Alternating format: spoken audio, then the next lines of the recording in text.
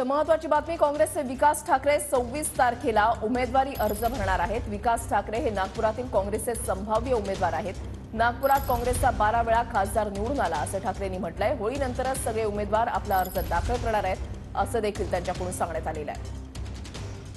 हो, पूर्व विदर्भात 5 मतदारसंघात पहिल्या टप्प्यात मतदान, एकही उमेदवार जाहीर नाही। नाही, मला असं आहे की जागा वाटपासंदर्भात काँग्रेसच्या बैठकी चालू आहे दिल्लीला, आणि पूर्व नागपुरात अति महत्त्वाच्या रामटेक, चंद्रपूर, भंडारा, नागपूर या कनेक्टिंग जागा आहे, आणि त्या जागांवर पूर्ण समीकरण साधून उमेदवार देण्याचा श्रेष्ठींचा प्रयत्न आहे।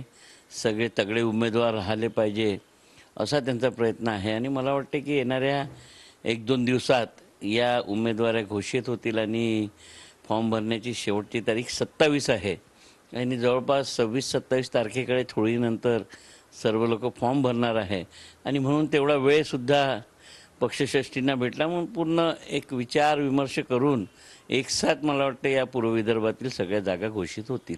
तर हे पक्षश्रेष्ठी सगळे समीकरण साधून, कारण की यावेळेस काँग्रेस कशाच्या आधारावर तिकीट मागत आहे हे सुद्धा आपल्याला माहीत आहे। त्यांचे सर्वे आहेत, सर्वेमध्ये त्यांना काय काय त्यांच्या समोर आलेलं आहेत, आणि योग्य उमेदवार मिळावा हाच अंदाज बांधून त्या पद्धतीनं व्यूहरचना पक्षश्रेष्ठी करत आहे असं मला